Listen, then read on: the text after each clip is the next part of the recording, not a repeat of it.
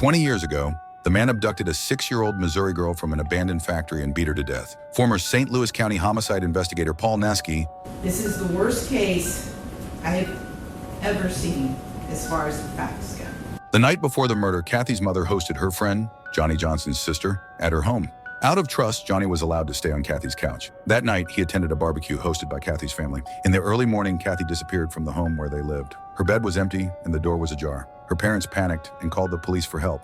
Neighbors, volunteers, and police dogs searched until police found an abandoned glass factory less than a mile from her home. There was Kathy, buried between the smashed concrete and stone. Her body was limp, her skull shattered, her face unrecognizable, and the perpetrator was none other than Johnny Johnson. Johnson later admitted to police that he had kidnapped Kathy that morning with the intent to rape and kill her, the TV station reported. In the early morning hours, he carried Kathy, still in her pajamas, to an abandoned glass factory where he exposed himself to her. Kathy struggled, fought, cried, but in his eyes, he was just a child, hitting the girl in the head with bricks and boulders until she stopped moving. In 2005, Johnson was convicted of first-degree murder, armed criminal action, kidnapping, and attempted rape.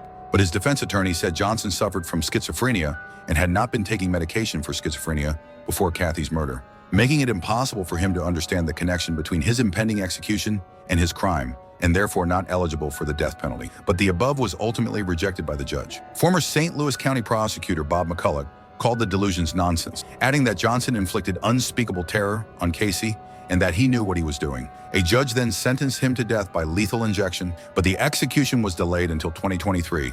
Johnson was executed by lethal injection on August 2nd. Before the execution, he apologized to Casey's family, but they refused to meet with him and said they could never forgive him. A spokesman for the Missouri Department of Corrections confirmed to CNN that Johnson was pronounced dead at 6:33 p.m. Central Time. Are you satisfied with this sentence? Leave your thoughts in the comments section.